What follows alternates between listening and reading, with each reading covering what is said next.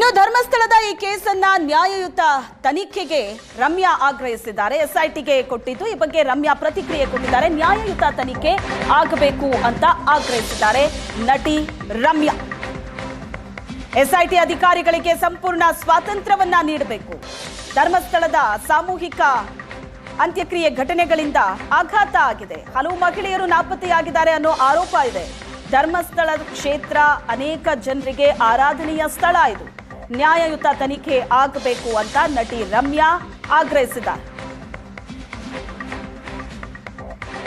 ನಟಿ ರಮ್ಯಾ ಮಾಡಿರುವಂತ ಟ್ವೀಟು ಪ್ರಾಮಾಣಿಕ ಮತ್ತು ಪಾರದರ್ಶಕ ತನಿಖೆಗೆ ನಟ ಪ್ರಕಾಶ್ ರೈ ಕೂಡ ಒತ್ತಾಯಿಸಿದ್ದಾರೆ.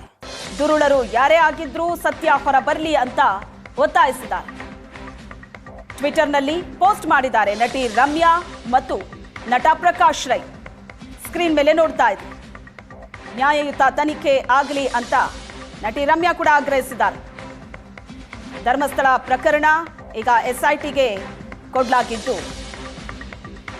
ಎಸ್ಐಟಿ ತನಿಖೆ ಮಾಡಲಿ, ಸತ್ಯ ಏನು ಅನ್ನೋದು ಹೊರ ಬರಲಿ ಅಂತ ನಟ ಪ್ರಕಾಶ್ ರೈ ಕೂಡ ಟ್ವೀಟ್ ಮಾಡಿದ್ದಾರೆ. ಧರ್ಮಸ್ಥಳದ ಕೇಸ್ನ ತನಿಖೆಗೆ ನಟಿ ರಮ್ಯಾ ಆಗ್ರಹಿಸಿರುವುದು. ಪ್ರಕಾಶ್ ರೈ ಕೂಡ ಟ್ವೀಟ್ ಮಾಡಿದ್ದಾರೆ. ಸ್ಕ್ರೀನ್ ಮೇಲೆ ನೋಡ್ತಾ ಇದ್ರಿ ನೀವು.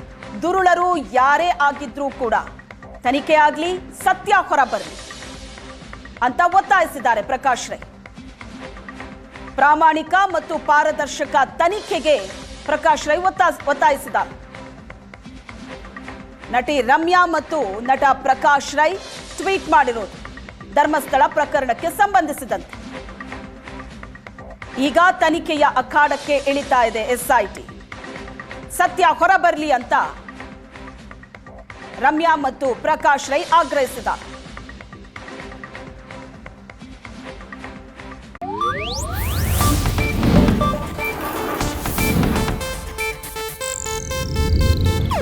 ಇದು ಏಷ್ಯಾನೆಟ್ ನ್ಯೂಸ್ ನೆಟ್ವರ್ಕ್ ಪ್ರಸ್ತುತಿ.